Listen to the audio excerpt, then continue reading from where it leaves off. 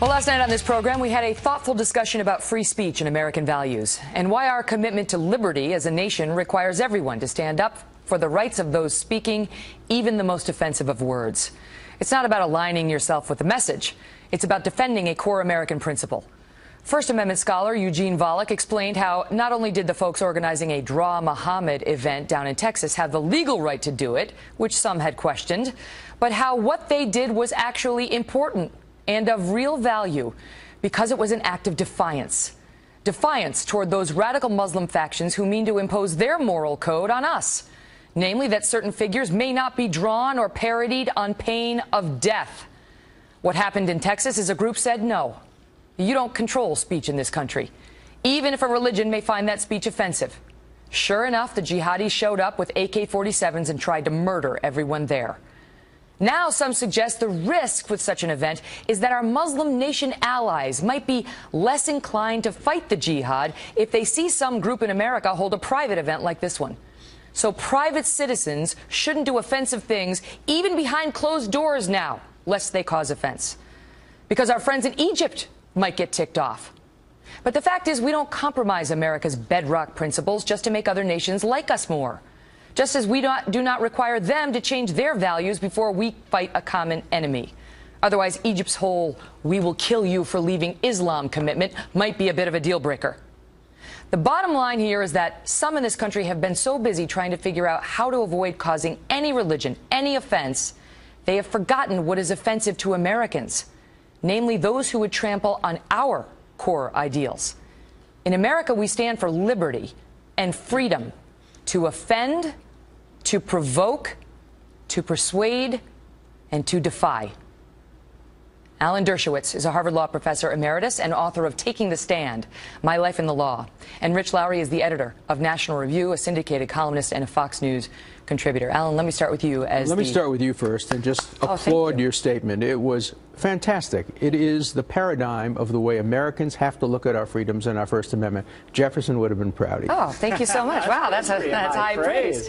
But now, I mean, I think on this show last night, we went through it with Eugene Volokh, and there's not a more respected First Amendment scholar who made very clear this is free speech, what happened down in Texas, even if you don't like the speech. But he took it a step further and said the speech is valuable, and it should have been done. So to those who say you shouldn't, he took that on. You agree with that? Right. Look, the speech is tasteless, it's provocative, but it has a value because it's making the statement that violent extremists aren't going to set the boundaries of free speech in this country. Look, this is a country where literally nothing is sacred. And if we're going to accept an assassin's veto in this case, we're going to say the only exception is the image of Muhammad. And that's just perverse, and that's not what this country is about, and that's not the way it should work. It's like some people want to look at what's offensive to some in the Muslim world. They don't like you to draw the Prophet Muhammad and say, okay, that will be our value too. Well, that is not the value of most Americans. And if they want to draw Muhammad, they can. Oh, no, I agree. Look, everything that the critics of what Geller has said could be said about Martin Luther King. No, I don't want to make any comparisons between the two of them, right, morally or legally. Specifically. But from a constitutional law point of view, there's no difference. Martin Luther King picked some of the cities he went to precisely in order to provoke and bring out the racists and show what kind of violent people they are so the world could see what was wrong with Jim Crow. It's part of the American tradition to provoke so that the world can see. Right. And, you know, there is some value, but I think one has to remember the most important part of this is there's only one group in the world today that threatens to kill people who offend them, and that is radical Muslims. And they don't need Geller to do it. They issued fatwas against Salman Rushdie. Right. They issued a fatwa and then murdered Theo Van Gogh. You know, Jews and Christians don't go after and threaten to kill Farrakhan when he makes his outrageously anti-Semitic and anti-Christian statements. They don't do it to other groups, and we just cannot accept the veto by threatened extreme violence. So why, Rich, have we seen so many in the media rush to condemn Pam Geller and say almost nothing about the two jihadis who tried to murder her and everyone there? Yeah, they'll say there's hate in Texas, and they're talking about her, and not ISIS. And Why? they'll directly compare her to ISIS. Well, they don't like her, and they just don't like the idea of offending Muslims. And look, the left in this country for decades has taught us you should shock the bourgeoisie, you should push the envelope in your art and your commentary, and you should literally trample on every single piety, except for this one.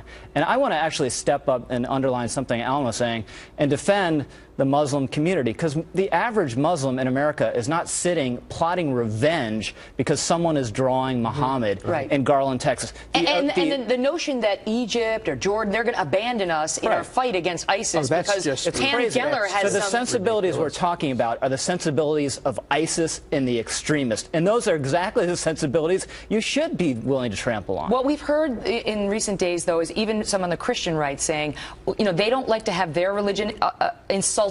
You know, we saw the Jesus Christ immersed in urine. They don't like that, and so they think we're going down a dangerous road if we start offending other religions. But does that, I mean, while they may be offended, does that really get to the issue here? Look, they can try to persuade us not to do that. They can use the marketplace of ideas. The difference is that radical Muslims, and I'm only talking about radical censorian Muslims, not all of them, they're the only group that says, if you offend us, we will issue a fatwa and we will kill you. We will murder you. Well, this is why the point I was making last night on the air was maybe there's room for a debate in this country about whether that kind of provocative speech is appropriate or breaches a decorum.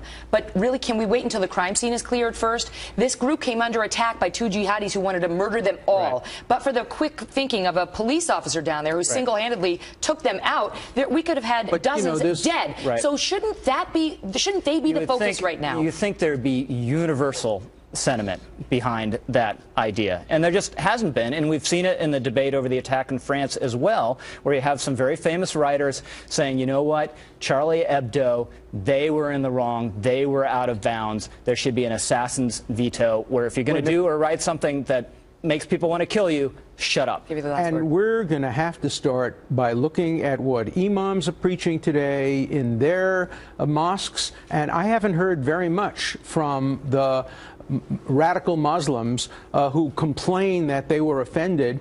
What about what's going on in mosques today, where they preach anti-Semitism, anti-Christianity?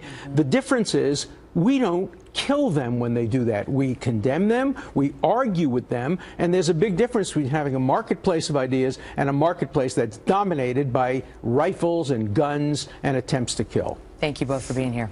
Thanks, Megan. Thomas Jefferson's very happy tonight. Taking your thoughts now at Facebook.com/The Kelly File and on Twitter @Megyn Kelly.